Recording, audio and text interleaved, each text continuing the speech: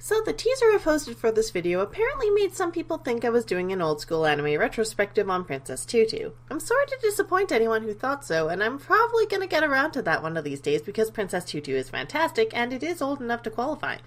But this time, we're going a little older.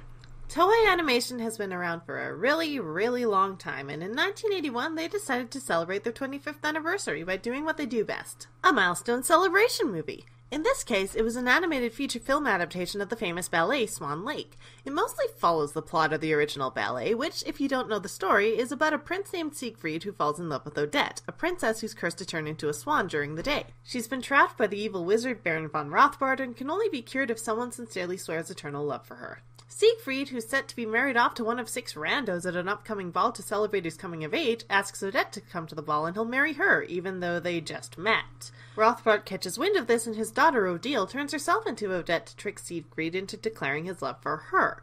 After Rothbard gloats about tricking Siegfried, the horrified prince goes to try and save Odette, but the whole accidental betrayal thing means he can't break the curse anymore.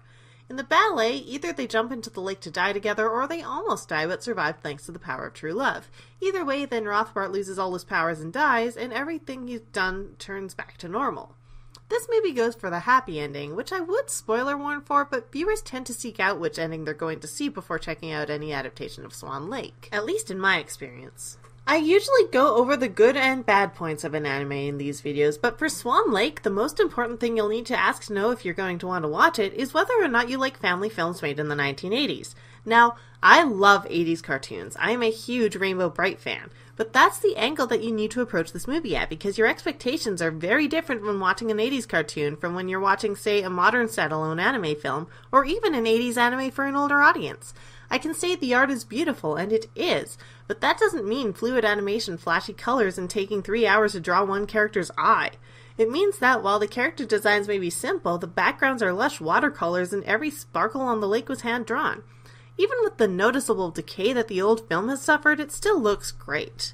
Some elements of the movie really drive home that this is an 80s family film, and I'm not just talking about the happy ending. They add in a couple of cutesy squirrels who contribute exactly once to the main plot and otherwise have a trite romantic subplot about the boy squirrel trying to impress the girl, eventually bringing her around without too much effort. Rothbard's motivation is always invented whole cloth for any adaptation since the ballet doesn't go into it, and here he just really wants to marry Odette. So, when she said no, he killed her parents, genocided her country, and turned her into a swan. As you do, I guess. And he still honestly thinks he can talk her into marrying him eventually.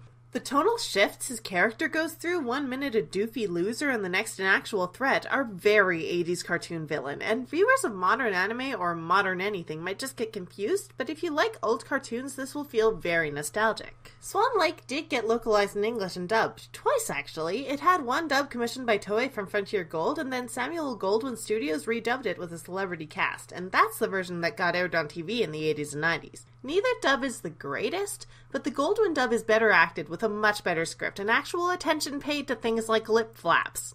Both use the original soundtrack, which was all from the ballet anyway. But the Japanese track has an insert song that gets replaced with an instrumental version in both dubs. The current release from Discotek has both dubs along with the Japanese, so you can pick whichever one you want. So should you watch Swan Lake? I say yes, but don't go at it like you'd go to watch a modern movie, because it's very much a product of its time.